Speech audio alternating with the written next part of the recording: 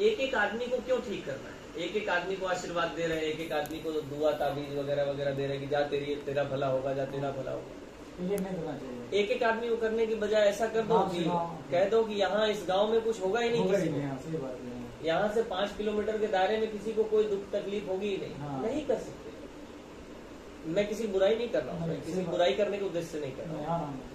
अगर ऐसा नहीं कर सकते इसका मतलब ये है, मैं मानता हूँ कि कोई साधु आपका कल्याण कर सकता है, इनका कल्याण कर सकता है, इनका कुछ भला कर सकता है, 1-2 लोगों का कर सकता है, 10, 20, 50 का कर सकता है। इसका मतलब है कि उसकी भी शक्ति सीमित है, उसके पास असीमित शक्ति नहीं है। असीमित क्या, 5 किलोमीटर तक की भी उसके पास शक्ति नहीं है कि 5 किलोमीटर बोल दे कि 5 किलोमीटर के दायरे में न कोई दुखी होगा, न कोई परेशान होगा, न किसी को कोई बीमारी होगी, किसी प्रकार का कोई कष्ट 5 किलोमीटर के दायरे में किसी को नहीं हो सकता। ऐसा कोई संत नहीं कर सकता, न पहले कर पाया, न अभी नहीं। पहले भी किया होता तो कोई तो ऐसा गांव होना चाहिए था जहाँ पे लोग जाते हैं वही दुख खत्म, पीड़ा खत्म, कष्ट खत्म। कहीं है क्या?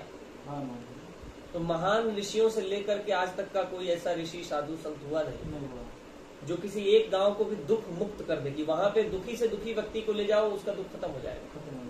परेशान से परेशान व्यक्ति को ले जाओ, उसकी परेशानी खत्म हो। है क्या कोई गांव हो तो बताओ? ऐसा नहीं है ना। यानी ये संभव नहीं है, पहले के लोगों के लिए भी नहीं था, अभी के लोगों के लिए। बात बराबर। लेकिन हम ऐसा भी देखते हैं कि कई सारे संतों ने किसी का कल्याण कर दिया, ऐसा सुनने में आती है बातें। किसी किसी का व्यक्तिगत अनुभव भी हो सकता है कि मेरे साथ ऐसा हुआ, वो बता सकता है। ऐसा हुआ है। यानी कि होता भी है तो उसकी शक्ति सीमित है, सीमित है, असीमित शक्ति नहीं है उनके पास। अच्छा चलो, पीछे वालों ने नहीं किया तो मैं कहता हूँ कि आज के किसी को कर लेना चाहिए। 5-10 लोग 50 लोग साधु मिल करके ही कर ले, अकेले से ना हो तो। कोई यज्ञ हवन वगैरह करा ले, कहें कि भैया इसके लिए बहुत बड़ा यज्ञ करना पड़ेगा, मिल करके यज्ञ करा लो ऐसा कि यहाँ से 5 किलोमीटर के दायरे में कोई दुखी नहीं होगा। मालूम चलेगा दुनिया की सबसे बड़ी बड़ी बिल्डिंगें वहां पे बन जाएंगी उस 5 किलोमीटर के दायरे में। आपको थोड़ी सी जगह नहीं मिलेगी, वहाँ लोग ही लोग रहने लगे, पूरी दुनिया से आके लोग रहेंगे वहां। संभव है क्या? नहीं। जैसे एक व्यक्ति 50 किलो का वजन बड़ी आसानी से उठा सकता है, एक आदमी 80 किलो का उठा सकता है, एक आदमी 100 किलो का उठा सकता है, एक आदमी शायद 120-30 किलो भी उठा सके,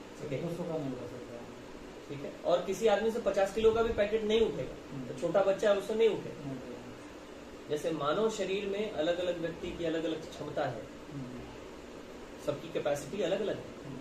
इसी प्रकार साधु संतों, लेकिन कैपेसिटी उसकी सीमित है। वो 500 किलो का वेट ऐसे हाथ में नहीं उठा सकता। 100 किलो शायद उठा लेगा कोई, लेकिन 500 किलो एक ही बार में बोलो कि ऐसे उठा लो, 800 किलो उठा लो, नहीं उठा सकता। यानी उसकी सीमा है ना, कहीं ना कहीं उस सीमा के बाहर नहीं उठा सकता। वेट लिफ्टिंग करते हैं लोग ना, तो उसकी सीमा है कि इतने से ज्यादा वजन वो नहीं उठा सकता, वरना उसकी हड्डियां टूट जाएंगी। ऐसे ही कोई कितना भी शक्तिशाली साधु हो, संत हो, महात्मा हो, उसकी शक्ति की सीमा है, उस सीमा से परे वो कुछ नहीं कर सकता।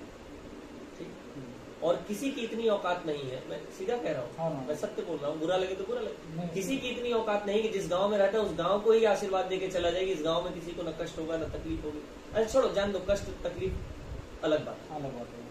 कोई ऐसा संत नहीं है जो ये न बताता हो कि ईश्वर की भक्ति करो, भगवान का भजन करो, भगवान को याद करो। सभी बताते हैं, चाहे किसी मजहब का भी। क्रिश्चियन होगा तो कहेगा जीसस को याद करो, मुसलमान होगा अल्लाह को याद करो, है हिंदू होगा वो कहेगा भगवान को याद करो, राम को, कृष्ण को, विष्णु को, शिव को, जिसको भी बोलता हो, या निराकार ईश्वर। मैं कहता हूँ ऐसा नहीं कर सकता। वो कहे कि ये प्रकृति के नियम के विरुद्ध है ऐसा करना, कि हम ऐसा बोल दे कि 5 किलोमीटर में कोई दुखी नहीं होगा, किसी को कष्ट नहीं होगा, पीड़ा नहीं होगी, ऐसा नहीं कर सकते। ऐसा ही कर दे कि 5 किलोमीटर तक जो कोई भी आएगा वो भगवान की भक्ति करे, उसके अंदर कामना आएगी नहीं, उसके अंदर वासना कोई आएगी नहीं, क्रोध आएगा नहीं, लालच आएगा नहीं। इस 5 किलोमीटर के दायरे न काम, न क्रोध, न लोभ, न मोह, न मद मात्सर्य, कुछ नहीं आएगा, सिर्फ भगवान का भक्ति करेगा। यहाँ आया नहीं कि वो भक्त हुआ नहीं, यहाँ आते ही भगवान का भजन करने लगे। सभी संत ये तो संदेश देते हैं ना कि सबको ईश्वर का भजन करना चाहिए, भगवान की भक्ति करनी चाहिए, अच्छा रहना चाहिए। ऐसे हैं तो 5 किलोमीटर ऐसा कर दें कि 5 किलोमीटर के दायरे में जो भी आए भक्ति ही करे और कुछ करे नहीं, उसके मन में कोई और विकार ना आए, किसी प्रकार की बुरी भावना ना आए। हो सकता है क्या? फिर यानी उनकी शक्ति है, उनकी सीमित। हम क्या मानते हैं, संत महाराज है ना, कुछ भी कर सकते हैं। ये डिफिनीशन गलत है, ये हमने बस बना लिया है, गढ़ लिया है। क्या है, जैसे इसको न्याय दर्शन में कहते हैं अन्वेक्षिका। ये जो मैं कह रहा हूँ अन्वेषण करना। कोई भी सिद्धांत आप ऐसे नहीं बना सकते हवा में।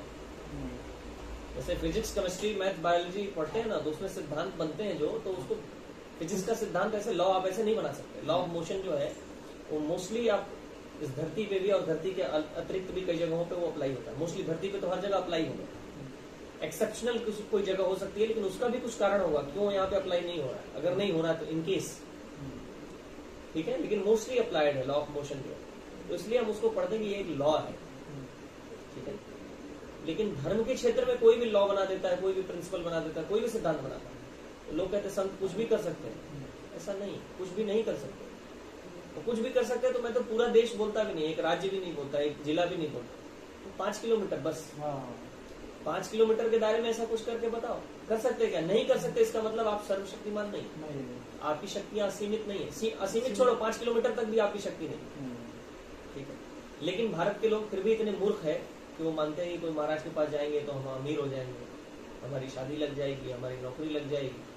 तो ये मूर्ख तब भी थे, अब भी हैं, आगे भी रहेंगे, ठीक है। जबकि यहाँ जूता इन लोगों ने बहुत सिखाया। मुगलों से खाया जूता, तुर्कों से खाया जूता, अंग्रेजों से खाया, पुर्तगालियों से खाया, फ्रांसीसियों से खाया, डच से खाया। इतना जूता खाने के बाद भी ये समझे नहीं ये हवन पूजा कराने से, ज्योतिष को अंगूठी पहन लेने से, हाँ, कोई बाबा जी के पास जाके पर्ची दिखा लेने से हमारी तकदीर नहीं बदलने वाली। कर्म से होगा, ठीक है। अच्छे कर्म करने पड़ेंगे, सही रास्ते पे चलना पड़ेगा, उन्नति की ओर जाना पड़ेगा। वैज्ञानिक युग है, विज्ञान की ओर जाना पड़ेगा, आगे बढ़ना पड़ेगा, तब कुछ होगा। किसी बाबा जी के कुछ करने से कुछ नहीं होगा।